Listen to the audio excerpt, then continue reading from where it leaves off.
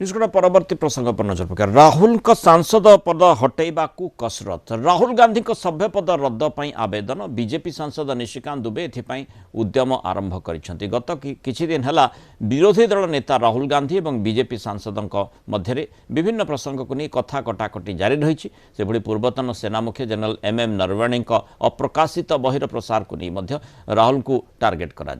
गतकाली Epstein file रे केंद्र मंत्री हरदीप सिंह पुरी ना थिबा नहीं अभियोग पर बीजेपी राहुल विवाद आहुरी घनई निशिकांत अभियोग कर विरोधी दल नेता विदेशी शक्ति जड़ित अच्छा से देश को बर्बाद करने को पांठि जोगाउछंती राहुल पाखरे अप्रकाशित बही केमिति पहुंचला आदि प्रसंगर तदंत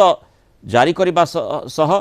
आरंभ करा सह राहुल सभ्यपद रद्द करने से दाबी कर पूर्वर राहुल प्रतिरक्षा अर्थ वाणिज्य वैदेशिक व्यापार भली प्रसंग में केंद्र सरकार को बारंबार टार्गेट कर सोरोस फाउंडेशन सह राहुल संपृक्ति अभियोग कर निशिकांत सभ्यपद